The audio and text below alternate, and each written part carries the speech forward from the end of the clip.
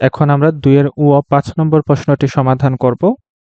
প্রশ্নে বলা হয়েছে যদি vector r equal 3y² z i cap plus 2x³ z j cap minus x³ y² k cap হয়, তাহলে দেখাও যে r ভেক্টরটি solenoidal.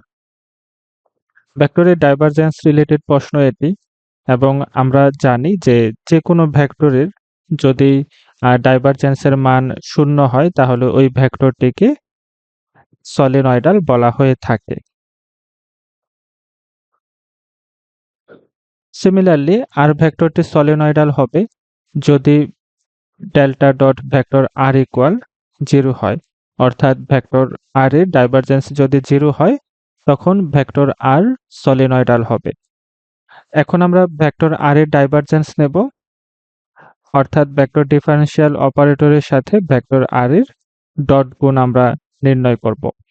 Delta vector differential operator, এটি হচ্ছে del del x i cap plus del del y j cap plus del del z k cap.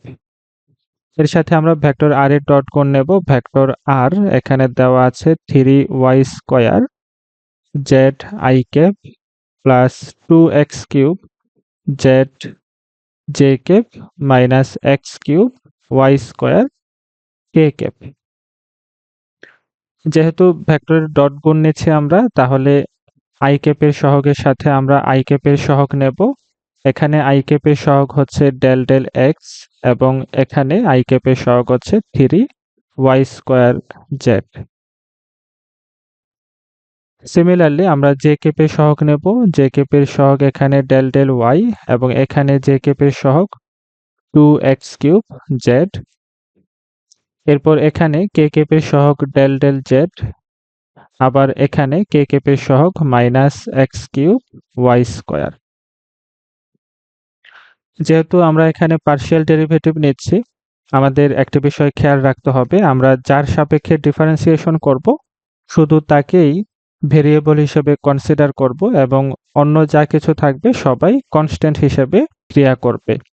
তাহলে এখানে যেহেতু আমি x এর সাপেক্ষে ডিফারেন্সিয়েশন করব, এখানে কোনো x নেই, 3y² z, একে আমরা কনস্ট্যান্ট হিসেবে কনসিডার করব এবং x এর সাপেক্ষে যদি আমি কনস্ট্যান্টের ডিফারেন্সিয়েশন করি তাহলে আমরা 0 পাবো।